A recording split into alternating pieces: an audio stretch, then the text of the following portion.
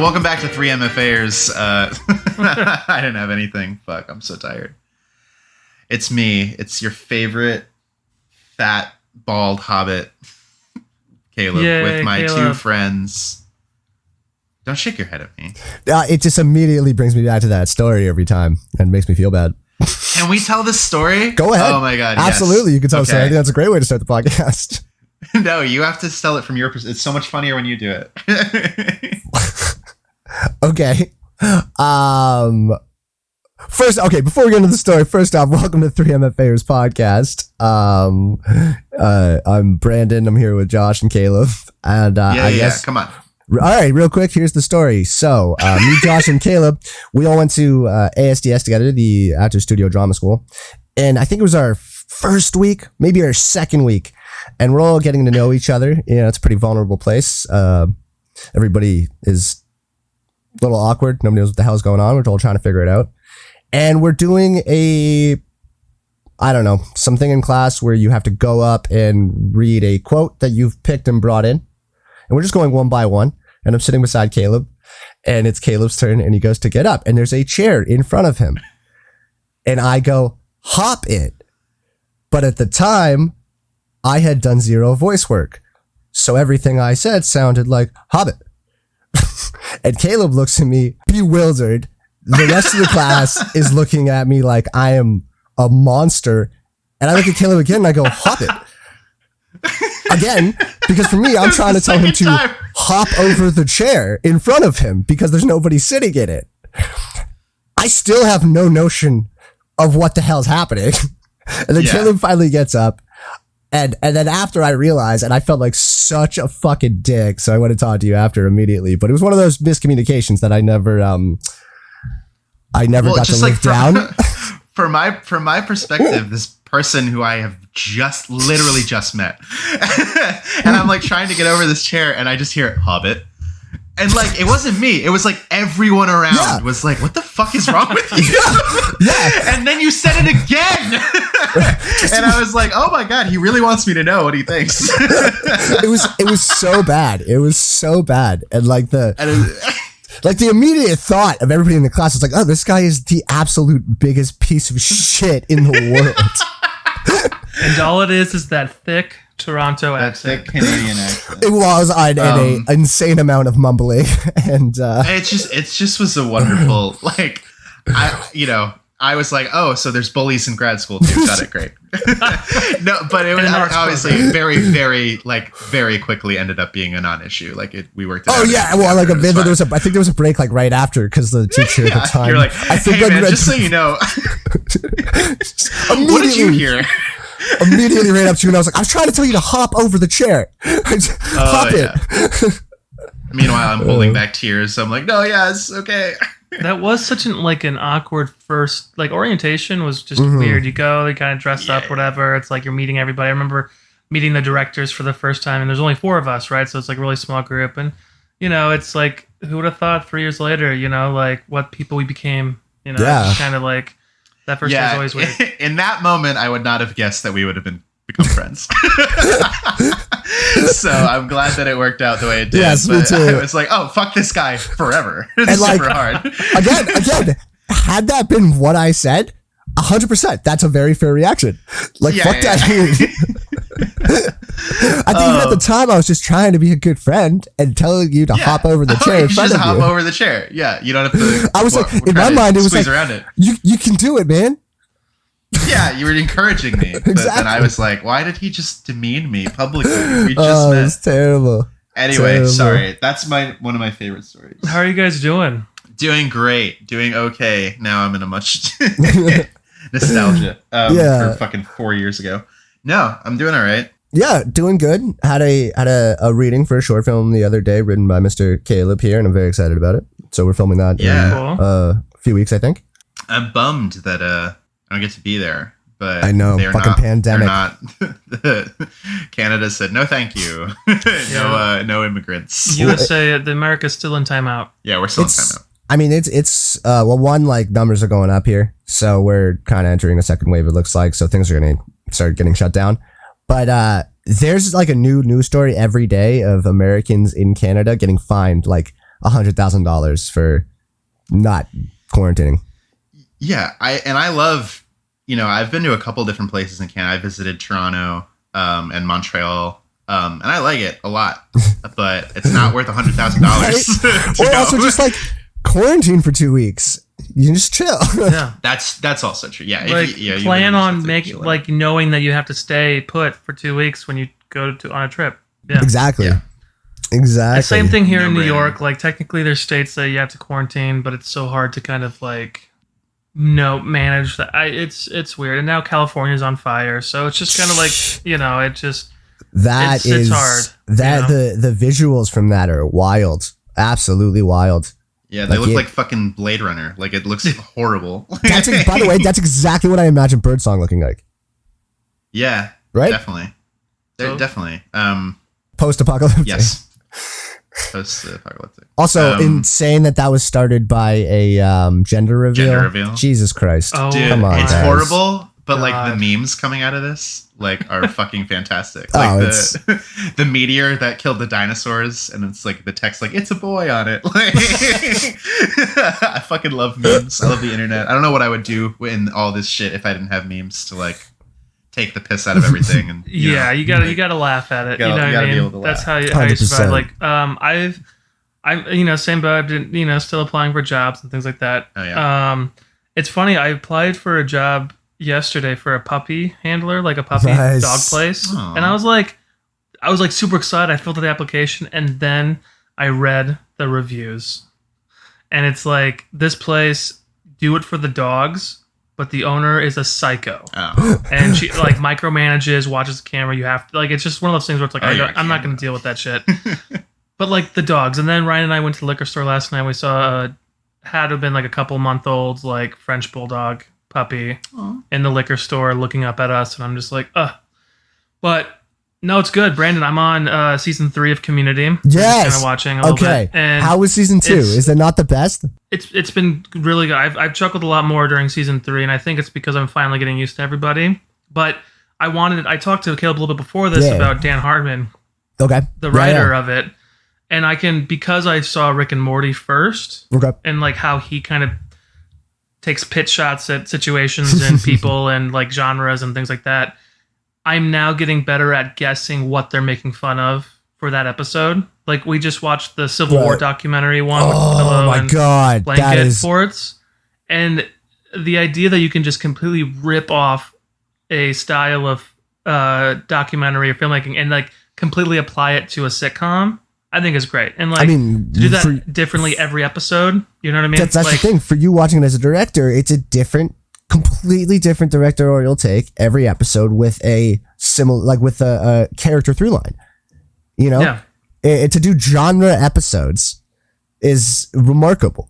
You know, I that's think it's what great. And to like completely, and then like I saw the Apocalypse Now, Heart to Darkness one with they do they're making a Greendale commercial.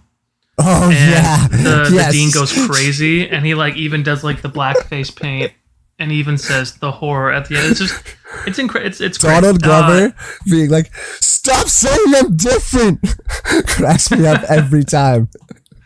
Donald is doing great. I love his like the building of their characters. So like, Dude, Troy Ryan and and I've been Abed watching that. are What's that? Troy and Abed are just Troy and Abed. phenomenal. I mean, they're the mean, core a little bit, and so yeah, so like we've been doing good. It's had a little bit of a rough weekend, a little bit because we had to get Ryan's car towed, but I mean that's just kind of one of those things, and we're still waiting for them to look at it. But other than Yeah, that, that's not fun. I got the news yesterday that New York City said they can open up indoor dining and stuff like Yeah, I that. saw that. September 30th. Saw that. Oh wait, I wanted to ask you. So where did you watch Community on? Netflix. Okay, so did you see the Dungeons and Dragons episode, or is it pulled off Netflix in the States? There was no Dungeons and Dragons episode. So it Was might it be. is it in the first 3 seasons? It's in the second season, yeah. So I yeah, would no, they implore pulled you to it. go find it online. It's been pulled, because it's been pulled for blackface, but it's Chang. And they're Right. playing Dungeons and Dragons, and he's Oh a yeah, you said dark this. Yeah, he's like a elf. dark elf. So it's like I Yeah. get it, I get it, but whatever. It's a phenomenal episode, and it's like follows Fat Neil and their he's suicidal. Then he's really into Dungeons and Dragons. So they start playing. It's an absolutely phenomenal episode. And I would implore you to go watch it. 100%. Yeah, it's one of the best ones. I look forward to trying to find it. Yeah. I mean, it shouldn't be too hard to find. I mean, it only got pulled recently, right? So. Yeah. Caleb, you got some news for us. He's got a list. What do we got? I just so much happened. So many things came out on September 4th, specifically. Number one being the movie that we're going to devote most of the discussion to a little later. So we'll skip that for now. But there were two other releases on September 4th. One of them being the first batch of episodes for the new season of The Boys. Oh, how many did they drop? 3. 3, okay. And I think it's another 8 episode season, and the rest of the other 5 are being released weekly now, every Friday. Yes, I saw that. That's why I was a little confused. Oh, cool. Are you guys? You watch The Boys? Yes, I watched. No, I watched the first season. I absolutely loved it. I haven't started the new season, but I'm going to. I mean, I might wait for them all to come out because I do love it. So I'm gonna rip through it. Well, see, that's the thing is people. There's huge backlash to this season. How Amazon's releasing it. They're okay. why isn't it all released at once? I want to binge it. And it's just it's kind of embarrassing. It's just grow up. Yeah, but or just wait the 4 weeks, binge a bunch of other shit. Yeah, wait the 4 weeks if that's how you prefer to consume media. Yeah. That's fine. But I actually kind of like that they did it this way because it's 3 episodes at once. Mm-hmm. So it's you're watching a long movie if you want to binge all of that, right? The way that episode 3 ends, it's you're satisfied, not like a cliffhanger exactly, but all of the characters, their goals for the season have been established. There's places to go. There's rooms for the story to grow. I didn't sit in a fucking room for 8 hours. Just you know what I mean? Yeah. I was I can think about this and have fun predicting where the story is going to go and digest what I just saw. Yeah, I mean, and even how you put it there, right? It's 8 episodes. They put out 3. I mean, so they put out the first act of the second season. Yeah. You know what I mean? Which sounds like such a good way to do it. Which I like that better than when they've been doing the when Netflix puts out a half and half season where you get part A before Christmas and then you get part B, in the spring. Which it's always a weird cutting point in the middle. You know? I totally hear you about that. But Josh, do you know The Boys? I saw the first few episodes of the first season. Yeah. I think it's fucking great. I think the last episode I watched was the guy being tortured who was invisible or something like that. Translucent. Yeah, Translucent. So good. And then for whatever reason, it was one of those things where we watched a few episodes and then went off on our ways and we never sat down because we were watching it as a household, my roommates and yeah. So we never got around to it. Because I literally, the thing was these binging TV shows, I do enjoy watching them with people, right? Experiencing with people. And so there are very seldom TV shows that I'll sit down and watch by myself because I do enjoy watching it with Ryan or, if we start something together, I'm going to want to finish it together, right? And so it's just really hard to schedule. And then it becomes that whole viewing thing times. of Community, I watched the first season of Community and then I was no shit, Ryan would like this. So I stopped and waited for Ryan. So well, that's also I've yet to get with The Boys. That's also a great show to binge through. I would recommend that you catch back up with it. I love it because it's kind of being billed as a superhero show for people who are tired of superheroes and superhero shows. It's very dark. It's very cynical. But it's a satire about specifically on a surface level, the DC cinematic universe.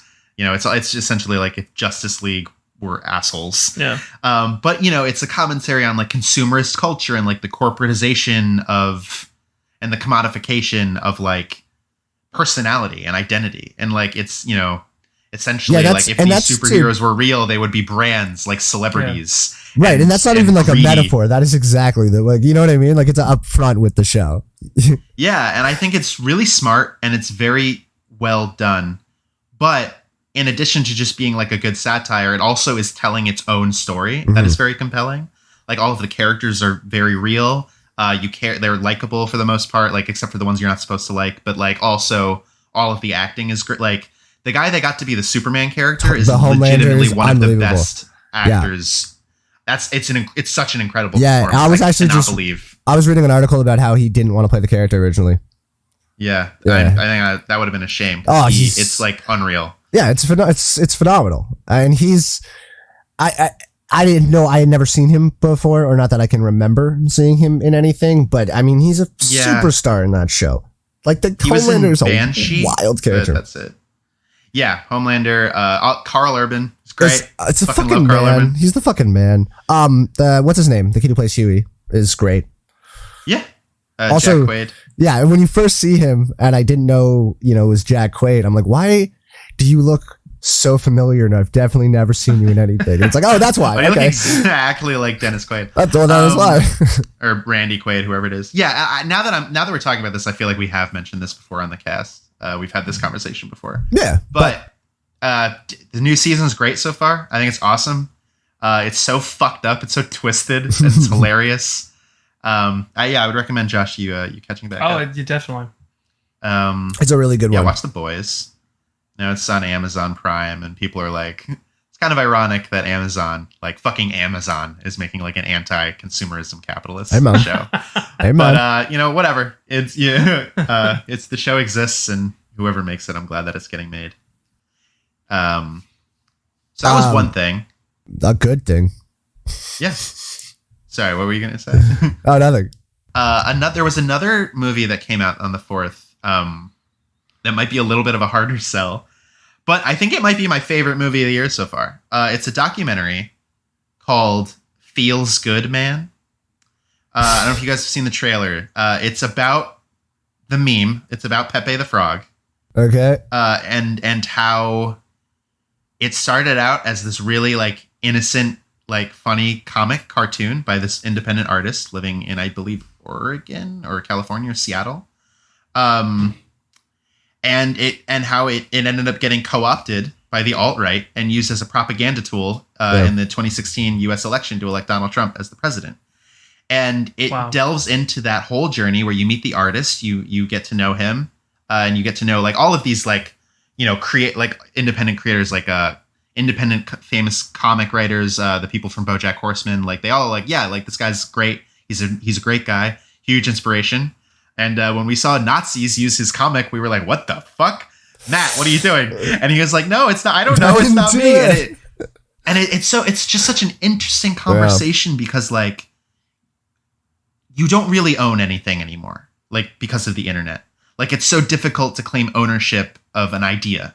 And that's like a huge identity or like a huge conversation that this documentary kind of delves into is like, he's like, yeah, this is my intellectual property, but it's been transformed by internet culture to mean this other thing. And he goes through this legal battle against Alex Jones from InfoWars to try to like reclaim his IP. And it goes into, they interview these like fucking scumbags from the Trump campaign that are like, yeah, we like used the internet to help him get elected. Like, here's how we did it. I just found it to be so fascinating. Well, and when you inject Alex Jones into anything, it's automatically insane. So that is entertaining for sure. I just think it's such an interesting story. And, it talks about 4chan. It talks about the internet and how like kind of like the alt-right took advantage of that. But visually, because it's a documentary, like, and it's about a cartoonist, they have like animations to explain all this stuff and to show this stuff. And it's such a cool way to do that. It's honestly, I think like it's becoming quickly one of my like favorite documentaries ever. I think it's awesome. Is it a movie or is it a limited series? It's a film. It's a 90-minute film. Okay, cool. It's very hard these days to find documentaries that aren't limited series. Yeah, I know that aren't 8 episodes. Yeah, Tiger King. Tiger King's the best thing ever. No, I'm just kidding. It sucks. Or it's great. I don't know. I'm sorry, Brandon. Caleb, the way you were talking about that, the documentary and especially like the animation being, thrown into it, reminded me of. Have you guys watched any of Midnight Gospel? I have seen a little bit of it. I didn't know what it was going into it, and I think I had weird expectations about it. It's not something that I was compelled to watch all the way through.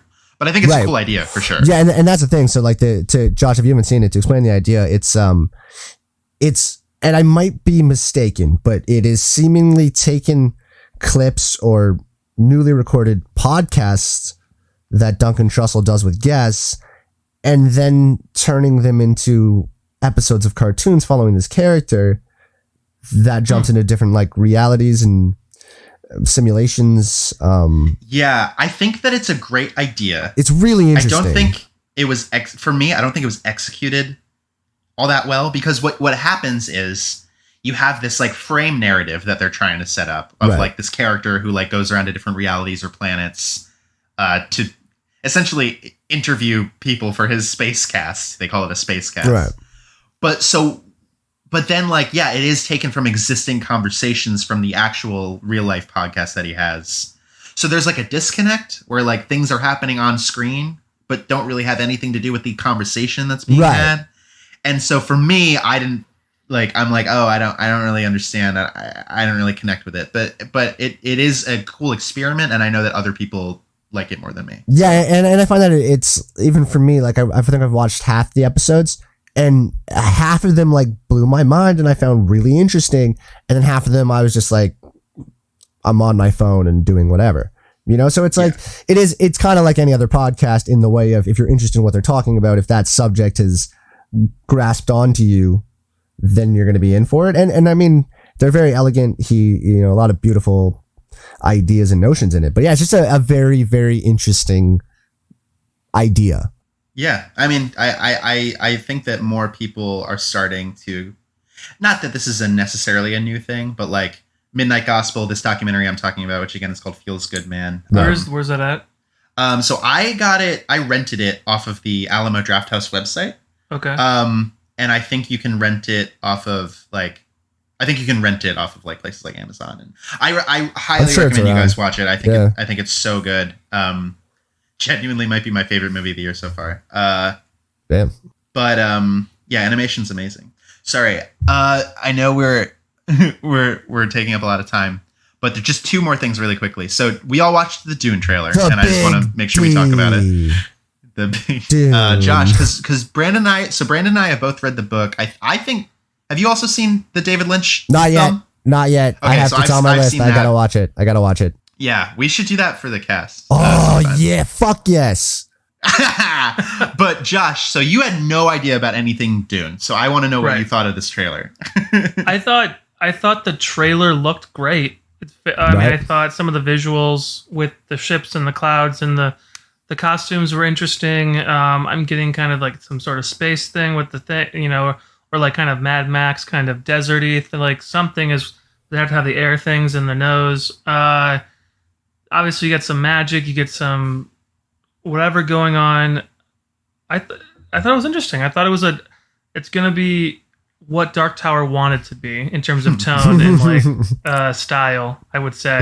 That's funny. Yeah, actually, no. I would actually like thinking of kind of the visual aspect of Dark Tower. Yeah. And the visual aspect of this trailer.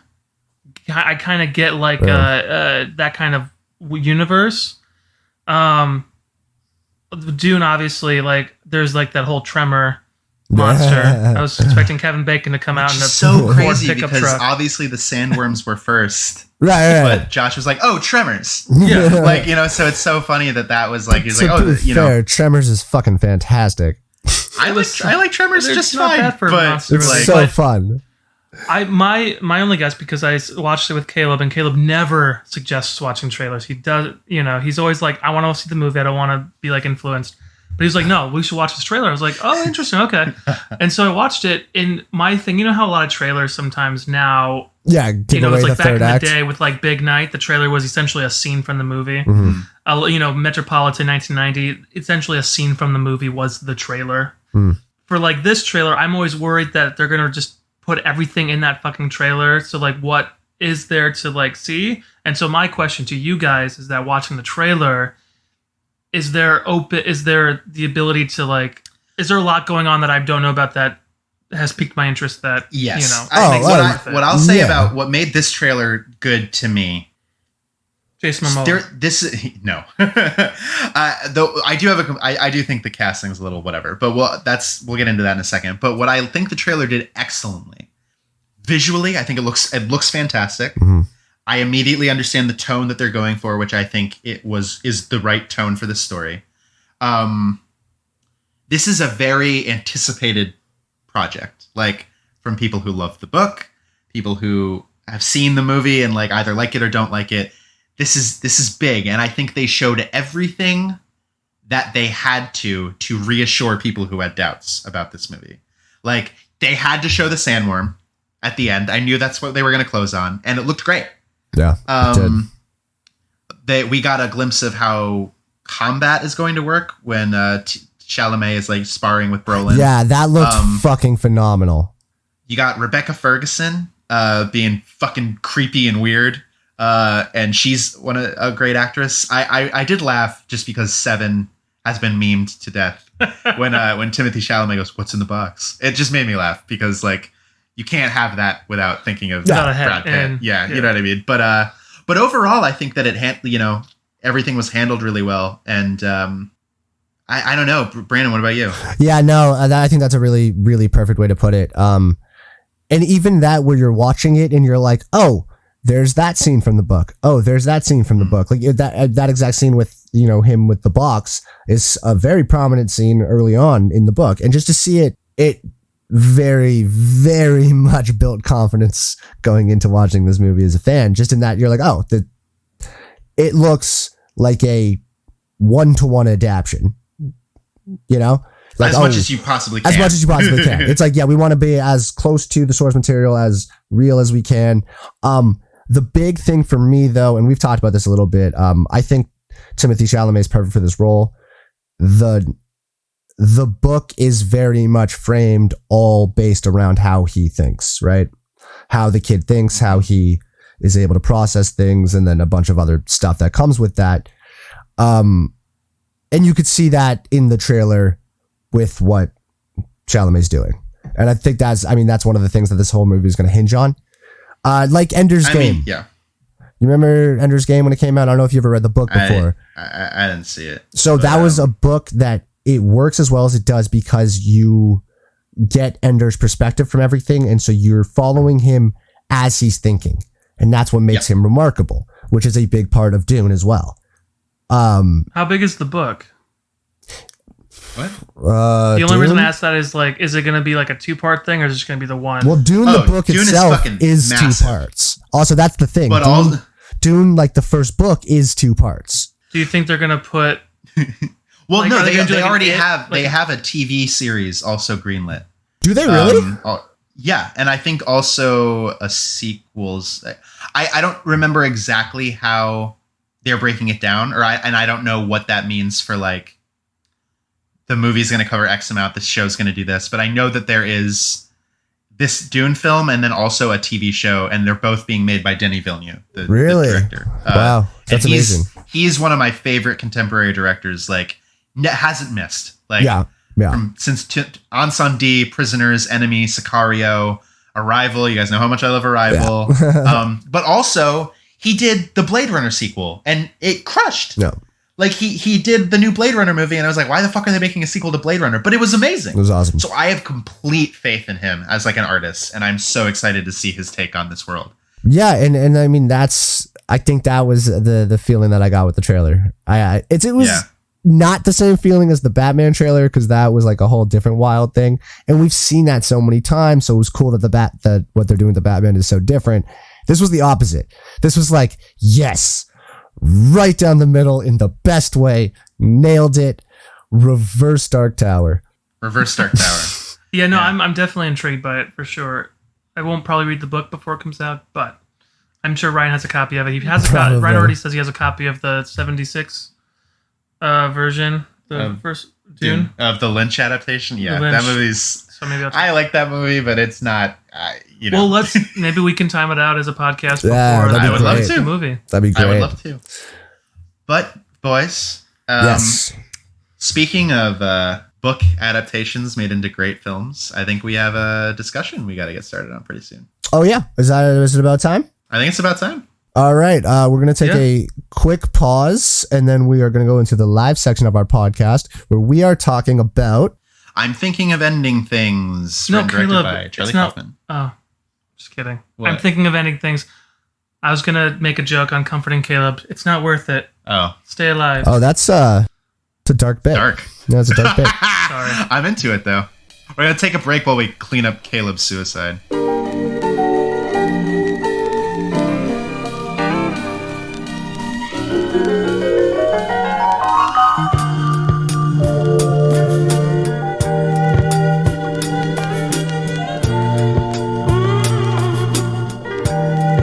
he is.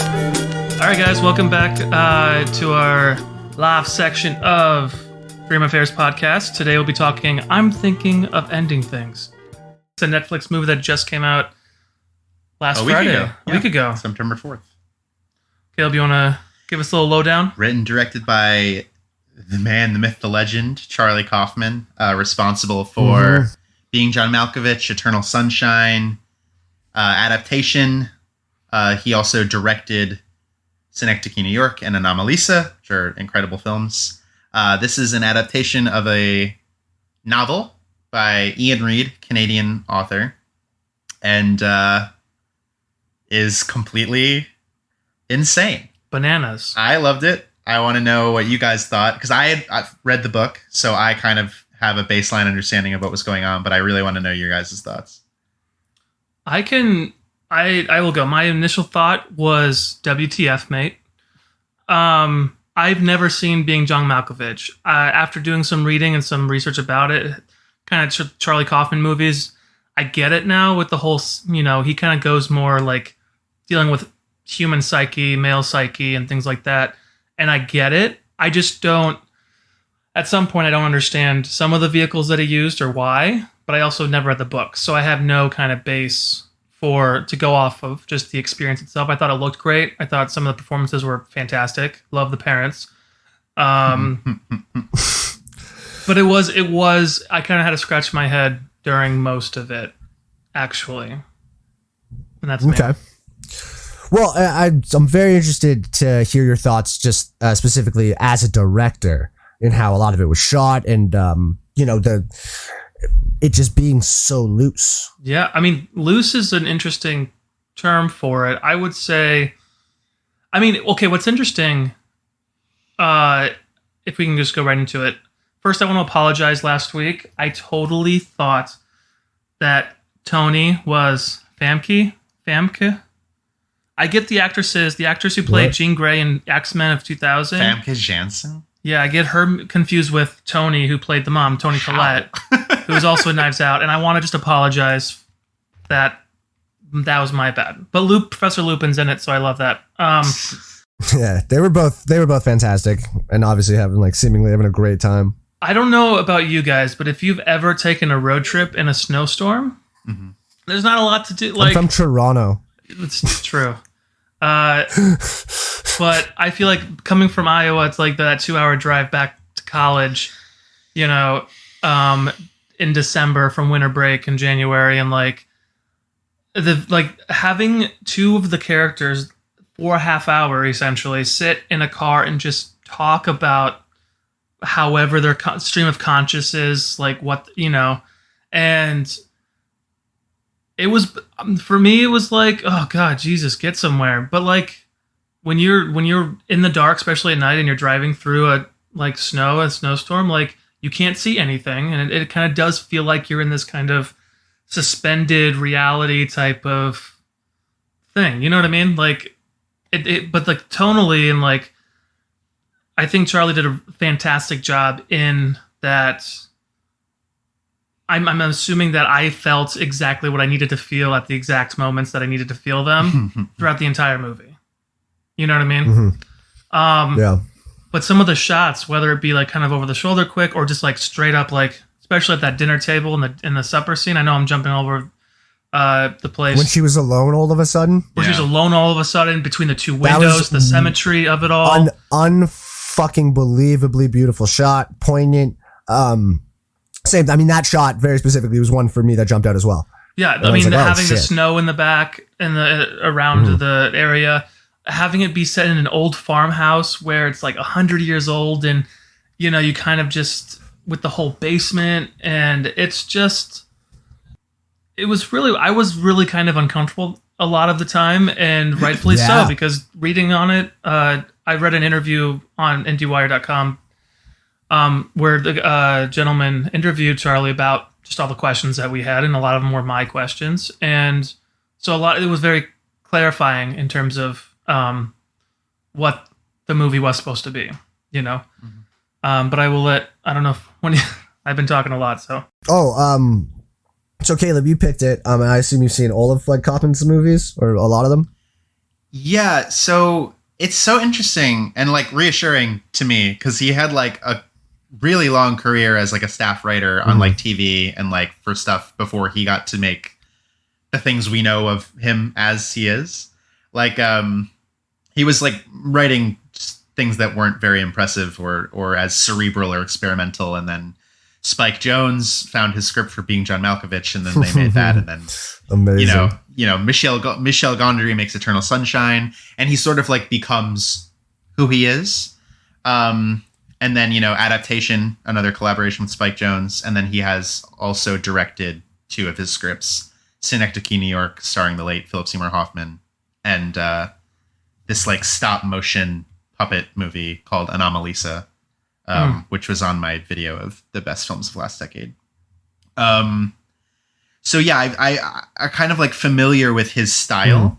And I also had read this book, like just on my own. And incidentally, I had read the I'm Thinking of Anything's novel by Ian Reid, and like when you read that news report that Charlie Kaufman's going to do the adaptation, you're like, perfect. Could not think of a better person to tackle this, but it's just so interesting. Anytime you adapt a text, you can't really do a one-to-one thing. Like it's just different mediums from like page to screen. Like you can't do everything 100% directly and be faithful. You just can't. Why is that? Because they're different mediums. Like it's just, you know, a 300 plus page book is just paced differently and structured differently than a 2-hour movie. You know, there's things you have to create for a dramatic through line. You know, you have to do different things with characters. But what Charlie was able to do is take that thought process of like a narrator for a book, like a first person narrator, and externalize it and make it interesting to watch visually by having the young woman like narrate essentially her thoughts, but then they would be interrupted by, you know, Meth Damon and Don't do that. Toni Collette. Don't do that. Or Jake. Don't do that. Don't do what? Because What? show some respect. Don't do that. He's great, but he's from Breaking Bad, and he looks like Matt Damon. He's Friday Matt Night Damon. Lights. See, but Like, that I don't know, also what do you- almost is like just saying he's from Breaking Bad is not really fair to Jesse Plemons in that he has been in everything forever. Yeah, but he got famous from Breaking Bad. I got famous from like Mike. It's funny because when First of all, okay, yeah, when he's Oh my bullying god, a little Bow Wow.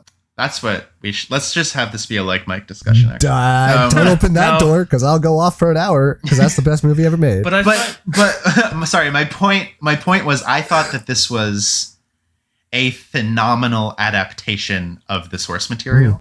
I felt that like tonally and thematically, it was very faithful, but he still managed to put his own creative stamp and spin on things.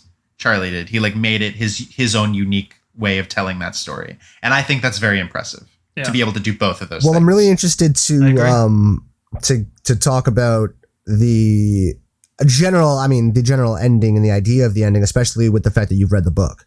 So that is interesting to me, and I definitely want to get a little more information on that because I'm sure it's less abstract in the book, or I have to assume it's a little less abstract. So I had never, I've seen Spotless Mind, I've seen Being John Malkovich, but other than that, I don't think I've seen any Kaufman movies. Definitely nothing he's directed. Mhm.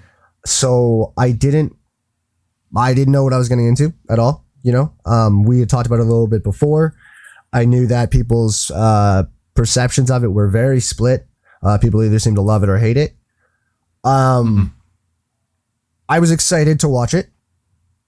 The very first scene, not even the first scene, the opening scenes, the opening shots. And I was watching it, you know, on a Google Chromebook. It's not a great screen, but they were so beautifully shot that, yeah, what were we going to say? What were you saying? Just sorry, you reminded me. The cinematographer, you reminded me to bring this Oh, up. please. Shot Cold War. Oh, fuck yes. Amazing. Which is a movie Brandon and I both really like from a couple years ago. Loved it. It was nominated for Best Foreign Film, I think, last year at the Oscars, or 2 years ago. Yeah. Pavel Palagorsky. Was absolutely wonderful film. But yeah, so the even the opening shots were so odd and weird and nothing I had seen before. So that grabbed me immediately. And then you have the lead actress start speaking, and she's absolutely phenomenal. All of her dialogue, if I'm mistaken, please let me know. But all of her dialogue is seemingly quotes from other shit for the majority of the movie when she's talking to herself, which I fucking loved because it gave her this way of speaking that was so narrative, and even getting to that, she blew my fucking mind. The directing blew my mind. I mean, I absolutely loved it. I'm now planning on going back through and watching all the Kaufman movies in the next 2 days because I think he might be he might be my favorite director after seeing that. I've never looked at myself as somebody who would be able to do that well in that kind of great work in an abstract film like that. But then when you watch something like that, you're like, oh, there's nothing to do with anything. It's the through lines for the actors, everything is there, the characters are there, and you have a director and a writer who's just going off in the best way. I mean, it was the first movie I've watched in a long time that I felt very much was art and was very inspiring and made me want to change the way I go about thinking about films and movies. That's amazing. Yeah, I think that's great. What's interesting about what you brought up about her doing the voiceover the whole time and following her character, because in the book he mentions that she doesn't actually, like, that character doesn't actually exist. It's all in the fucking spoilers. I know. It's just like I was like, we're not going any preamble. So all right. So I read the book. No, because that goes into all the layers that I want. I want to peel back the time. No, we have to. I just wasn't expecting you to do it with no warning. So but yeah, you can't talk about this movie without talking about all this. So stuff. Spoiler alert for whatever. Which one is not real in the reality? So I'm gonna speak about from the book and then how I think it was translated well to the screen. The book is mostly the car ride to the house. Okay. Which in the film takes about a half hour, maybe 35 minutes. And then you have a section of the house meeting the parents, and then you have the section at the school.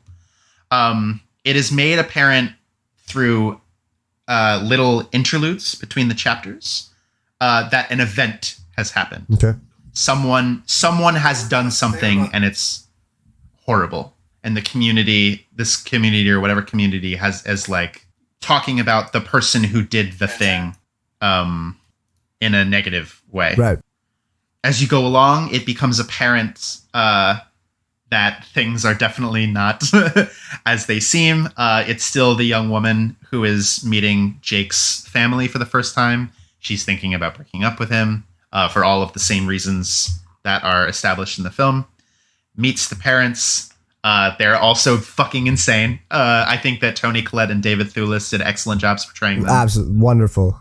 And then they go to the school. They go to the ice cream store, and then they go to the school.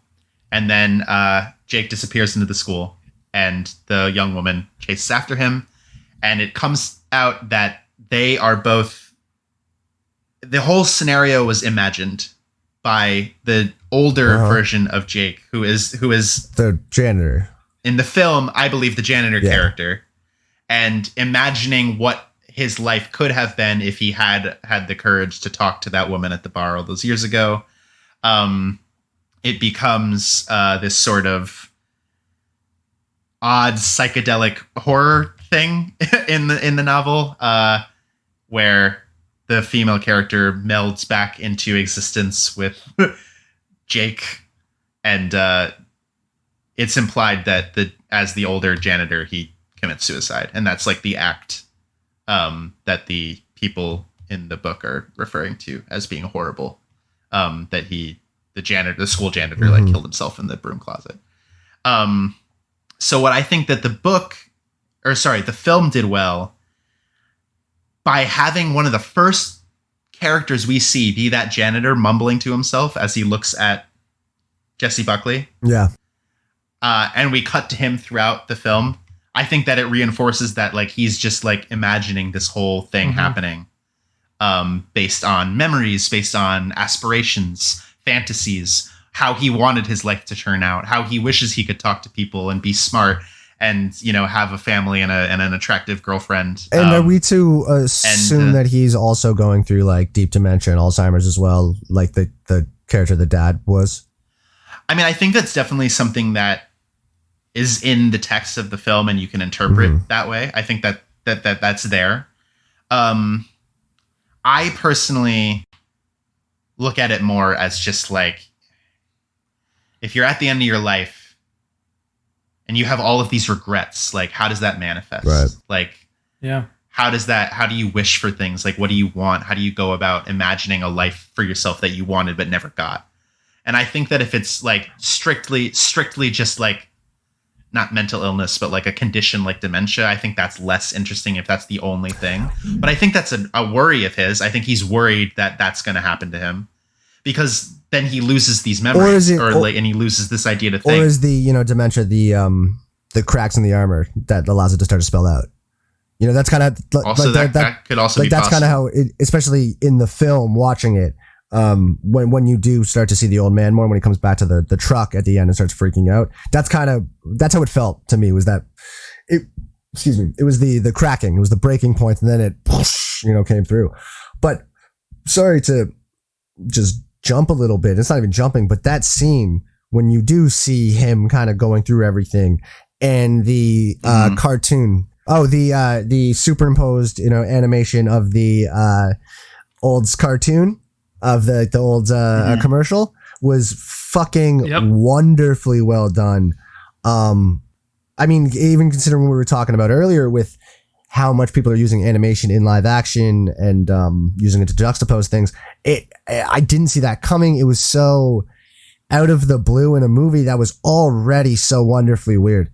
So and for some people that would be a very divisive moment, and it would either, you know, make the movie or ruin it for them. That made it for me. I thought it made it very clear where this guy was at, and even, you know, before the spoilers and stuff, that it made it very clear that this person is the actual point of view as you're starting to see the world around him change into fucking animation. Yeah, and mind you that, like, I'm Thinking of Ending Things is a movie that should be watched absolutely more than once. Like, I think it's safe to say that you can't just watch it once and, you know, have your thing about it. You have to watch it again, knowing what you know, so that you can observe and figure it out more. Yeah, and also, to be clear, this is my interpretation of it based on the book, but like I think like there's so much going on that like there's probably many things that I did not pick up on. And I can't wait to go back and dig deeper into things. You know, even just the subtle nuances in all four of the performances. Like, I think all four of those. I'm so glad you said that, because one of the things that jumped out to me the most, and I really wanted to talk about, speaking of the subtlety of some of their performances. So the lead girl, who absolutely blew me away, I thought she was unbelievable. Can you believe she's Irish? I can believe it, but no, hair. Even more so than that makes my next comment even more impressive, because what I did want to bring up was when they're back in the car after the house, and I wish I could remember exactly what they're talking about. I want to say that it's the review of a woman. That's exactly what it is, right, and her accent slowly changes to this like Upper East Side New Yorker, and it's period accurate. Yeah. It absolutely blew my mind, and then you're for the first little bit, you're like, "What was that? Is it?" And then she like, just leans fully into it, and at that point in the movie, you know, we're half of the second act, almost in the third act, maybe beginning of third act. So you already know everything's not what it seems. It just worked so well. And the subtlety of it just absolutely fucking beautiful work. Well, there was actually a shot from her side of the window that I thought was a different actress. It was. That she had Well, there is a different actress. At one point, it is. Yeah. Because they watched that movie in the Rob, which I thought was hilarious. The shot at Zemeckis, credit, like directed by Robert Zemeckis. I fucking died So did I. laughing. I thought that was so funny. I have a read there that they asked him that question in the Yeah. IndieWire interview, and he was like, "Well, it's funny because he would never make a movie like a romantic comedy kind of boy meets girl at diner and whatever." And he thought it would be funny. And yet he has there some of his films like Forrest Gump or like Back to the Future have that like schmaltzy quality to them. Sure. So I think it like does work for both ways that you're doing that. But yeah, so that actress who is in who is in The Boys, which I thought was hilarious, just because we were talking about The Boys earlier. But yeah, she shows up in the car. Okay, so I'm not crazy. No. Literally, Yeah, I was like, that happened. wait, yeah. that's a different actress. Yeah. And then actually the actor in that scene as well took me a minute to figure out who he was, but he was the main guy in The Magicians. oh, okay. Yeah, I still haven't seen I mean, it. I enjoyed it, but it was just, I was just sitting there and I was like, you know, when you recognize an actor, but they look different than they did in whatever show whatever character they played for you. So he had super long hair and that and stuff. So I was like, who is that? And I was like, that's who he is. He's that guy. And you know, that shot of those two, you know, the rom-com in the diner, like the janitors watching that movie, right? Yeah. Like it's a fantasy, you know, designed to make people for escapism. And I think that's just like such a, you know, element of the whole movie. I think it's just so smart to like, it's not like nothing's just randomly put in there, right? Like it's all like relevant. Even to what's immediately happening. after that, the next scene is back at the house and it's the story is now changed of how they met. And that he drops a line about that, you know, like she was ordering, or I mean, she was served, whatever the fuck, you know? Yeah. Well, no, and that's kind of what's interesting about this movie. Of like, after a while, you kind of sit there and you go, okay, I get it. It's not supposed to make sense 100% right now. I'm just going to let it kind of wash over me and just watch it and not make any kind of preconceived notions or judgments or anything on what's going on, because it's an obvious vehicle to just, it's working with something is in the head, right? What's masterful about it, and what going back a second time and watching it will do, is that you know, the whole a beautiful mind scene, the speech that Jake gives, you know, of course, watching it with Ryan's like, hey, wait, that's completely verbatim from A Beautiful Mind. I was like, well, is it? And he's like, yeah, he looks it up, and I'm like, huh, interesting. So obviously, there's a reason for it being in there, because Charlie would like, it's like, oh yeah, I'm just gonna write this scene and it's gonna be perfect, and all of a sudden it's like an Oscar-winning speech, or it's a whatever speech, and but he says, you know, but everything in like Jake's bedroom that she goes and sees, like there is a DVD of A Beautiful Mind on the shelf. There's that book from the poem that she recites, where initially you think that she wrote it, so it's like, oh, awesome. But then going back and knowing that it's Jake kind of pulling all of these very influential literature, art, whatever movies from his life, and like interjecting them to the consciousness of the people that coexist in his psyche, I think is great. And it's a nice long game type of pull, right? Like you're watching this movie and then all of a sudden you're like, you have to think back to this. Oh wait, even down to Oklahoma being a motif. In this whole thing with the dream ballet, like they even throw in a dream ballet because there's, you know, the historical. Very much in what you're talking about. What I think kept it exactly like you're saying, the long game, and I think it was really impressive, was Jesse Plemons, in that had there not been that element of danger to his character, of you don't know what he's gonna do and you don't know where he falls, and now we know that's because he's not an actual fucking person, right? So. But the character, as you're watching through the movie, it's exactly what you're saying. Like everything's running through him, which we know now. But at the time, as you're watching it, what is going through this guy's head? And you know something's off. So I think had there not been that element of danger, and you're just taking this ride with him, and he's like this nice guy, it would have been a very different thing. But I thought that was so well done, and that had that not been in there, I don't know that the tension of the movie would have been there at all. Does that make sense? I think some of the tension is to the fact of just how awkward both be. Like you get it, like the facts of the relationship is that they've been dating for a month, maybe 6 weeks. 6 weeks. Sorry, 6 weeks. And she's like, yeah, it's not working out. The guy's kind of awkward. Like he's nice enough, but like it really, and you can kind of feel that. We've all been in those early relationships, or we've dated before where it's after 6 weeks you kind of know, and it's like, okay, maybe I should move on. But then of course the the weight of meeting the parents, I thought was a really great kind of anchor, because then it's like, yeah, now you're stuck. It's a blizzard. You're stuck in these parents. You already know you want to end things, and then it's like, and then you're already put in this creepy situation where even what I liked about the actress, she, like, even with like the dog, right? The dog of like just keeps shaking. And so you kind of know there's like something, she is aware that something is not right. She is aware throughout the house of the different ages and the timeline kind of not being linear, but being more kind of just episodic, or like kind of blimps in the parents' lives. You know, it's Jake being kind of awkward. He doesn't speak a lot. He doesn't have any kind of major like haha until the end when he sings Judd's song from Oklahoma.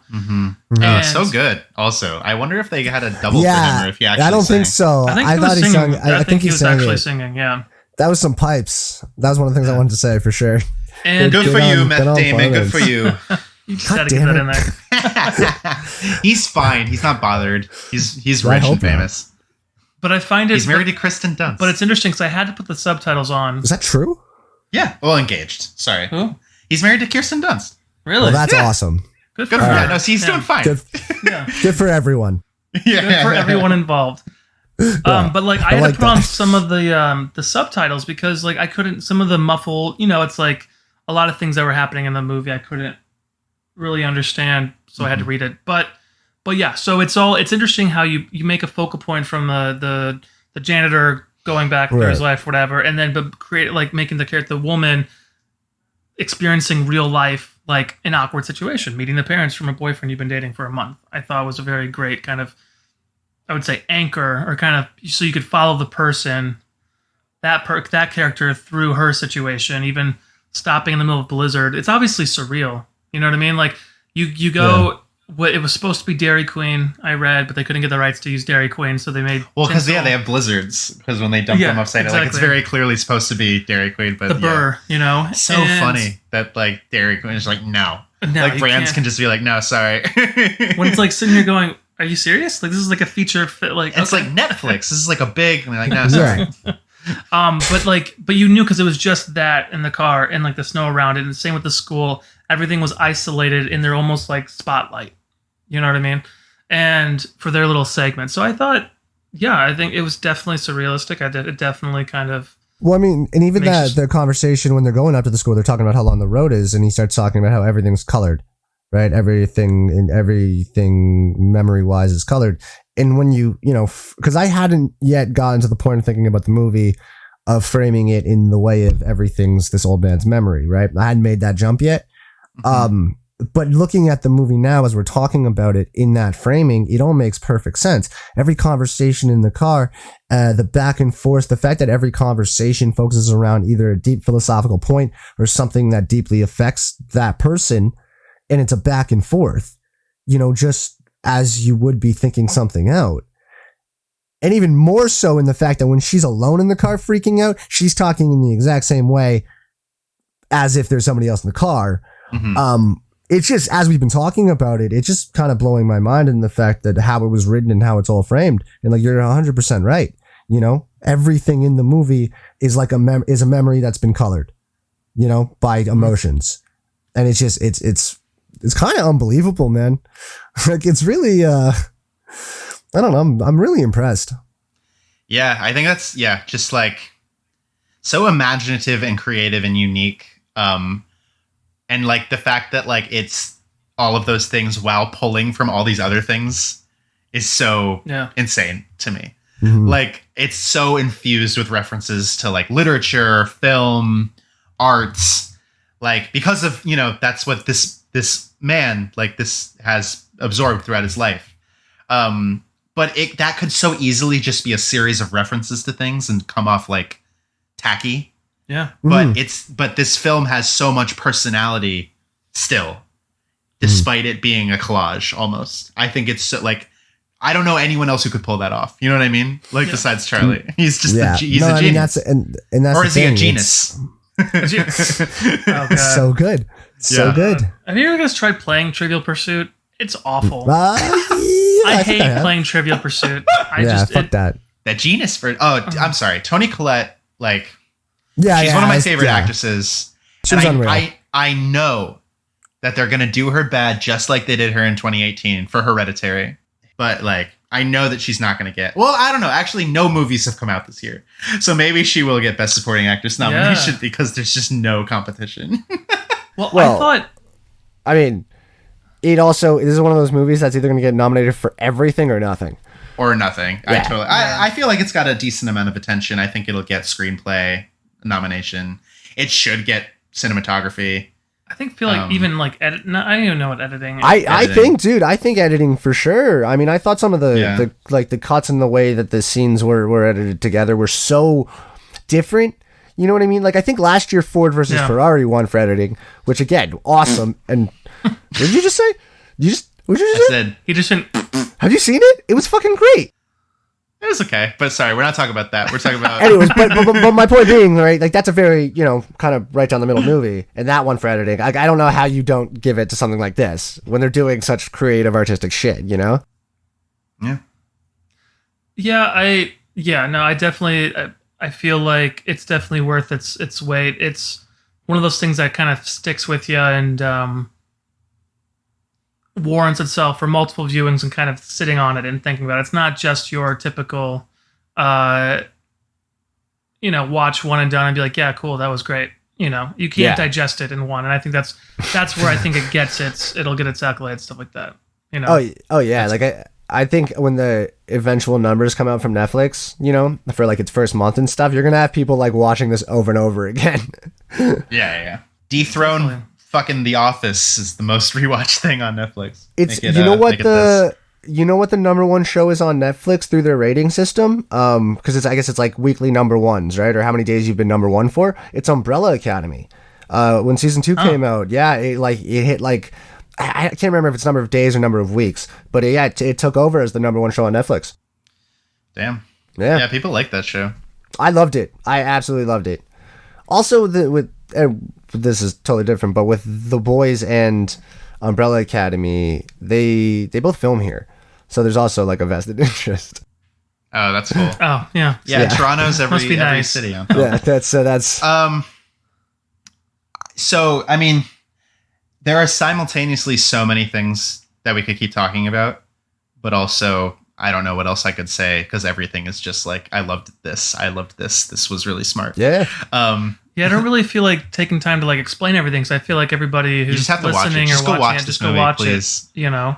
Watch it and Yeah. think about it. I think that's across the board for all of us is the go watch it. Just you gotta watch it. If you love film, you gotta watch it.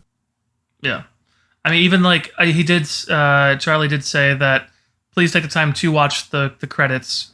I did not. After a while, I was kind of like, oh, finally it's over. Whatever, let's talk about it. Finally, But he does say there are a lot of nods and a lot of like, they do bring up all the references, all the points, things that maybe you thought like, why did that go in there? Right. Special thanks to the director and that little the name that he brought up, Robert Zemeckis. Robert. His little special Makes thanks me to laugh him. so hard. It's such a funny joke. I thought one interesting tidbit with the A Beautiful Mind monologue speech was that Charlie personally did not get permission. Like he didn't reach out to get permission to get that, but he sits there and he goes, well, obviously Netflix got permission because we were able to use It's in it. the movie. So You it's in saw the movie. it. So that means that somebody got permission somewhere. He's like, I personally didn't reach out because I was like, well, but Yeah, they have a legal So, team. it's fun. Who wrote and Yeah. directed A Beautiful Mind? Oh, I know this, and I'm gonna look it up. I feel like it's know. somebody who we watched because Beautiful Mind came up in one of our podcasts recently. So it must be a director that we watched something of recently. Yeah, it's Ron Howard. I fucking knew it. Oh yeah, okay, yeah. I think we went on a whole Ron Howard conversation at one point. But yeah. I don't know. What do you guys think? What do you guys think? I went first last time on the ratings. I don't. All right, Brandon. I'm gonna let Brandon go. Yeah, all right. I'll go first on the ratings. I'm gonna give it a 5, man. I'm gonna give it a 5. 5. Wow. Yeah, it absolutely blew me away. I wasn't watching it just as a movie. I mean, first of all, I wish I'd seen it in theaters. Next time I'm watching, I'm gonna project it. Yeah. But yeah, across the board for me, it's gonna turn out to be one of my favorite movies as I rewatch it. The two leads were unbelievable. The subtlety in the work, as we talked about, was absolutely ridiculously high end. The way it was shot, I'd never seen anything like it. And just this point of view, and artistic and creative, and something I've never seen before. And that's what gets me going, So, like, I left watching that film with a new perspective on what we do. Yeah, that's amazing. Yeah. I think that's great. I think I'm still marinating in it a little bit. I'm going to give it a 4 just because it is not my cup of tea in terms of movie storytelling, whatever, but I 100% love this conversation and from an academic point of view, I'm gonna have to go watch it again and really kind of study it because it is a very fun, well put together movie. Yeah. So I'll give it a 4. Nice. Yeah, I gave it a 4.5. I gave it a 4.5. I am positive that when I go back to rewatch it again, I'll probably end up liking it more. Not that I didn't like it, but I just, I need to sit. Yeah, I need to like marinate with it and sit with it more. I think after this conversation, I'm more ready to like give it a 5. Oh, there's so. Fuck it, I give it a 5. But that's the thing, right? There's so much. Like, there's so much I realized about the movie that sounded in this discussion as we were talking about it. So it's just that's the thing. It's not like when we did 100%. Yeah. And again, like, this is one of my favorite movies, but it's not like when we did A Knight's Tale and it was like, all right, so Heath Ledger, badass as shit in it. Like, it's just a different thing. I guess speaking of, so I guess it's my pick for next movie. It is. Yes. All right. Well, then with the new Dune trailer coming out, let's do the OG Dune. I haven't seen it. It's been on my list. Excited. I mean, Caleb, you told me to watch it years ago, and then because we were talking about the documentary about the other Dune movie that is apparently really good, so I'm gonna try to watch that as well. But yeah, that'd be fun. So what version are we doing for there's the podcast? David Lynch's David Dune. Lynch. Yeah, and there's a film from a few years ago called Jodorowsky's Dune, which is a documentary about Alejandro Jodorowsky trying to adapt Dune into a film, and it never got made. It's a wonderful fucking documentary, and I think like if we can watch it, we should watch that as well. But like, definitely Dune by David Lynch. Yeah, right. Yeah, and I think it's everywhere. Like, I know it's on Netflix here. Yeah, I'm sure. I'm sure. So definitely. All right. Well, cool, guys. Well, wonderful podcast. Thank you guys for tuning in. Yeah, thanks for listening. As everybody knows, thank you for listening. Make sure you like, comment, subscribe, do all the whole social media business. This episode should be out next week, Tuesday. Yeah. Keep follow me at stir_Joshua on Instagram and Joshua Stir on Facebook. I like to put up some photos and updates while I'm editing and stuff like that to keep people in the loop of when we're doing our thing, and we're still trying to figure it out. Doing all these new media, video, live stuff. So stay tuned. Bear with us. But where can we find y'all? You can find me at Brandon Colin McPherson on Instagram, and go to thepostsession.com and buy some clothes. If you're a geeky person or a nerd or like comic books or anime like we do, go to thepostsession.com and you will find all of the fun anime clothing and geeky clothing that you can find. Wonderful. Yeah. If you're on Letterboxd, which everybody should be if you like movies, I'm Letterboxd/CJCASDS. And also, by the time this comes out, so the 17th, the 19th, and the 20th, please join the Digital Shakespeare Company on Twitch for our production of Macbeth. I'm really proud of it. I think it's going to be something worth checking out. It's free. So wonderful. Like always, stay safe. Thank you for listening. Yeah. All right, bye. Bye.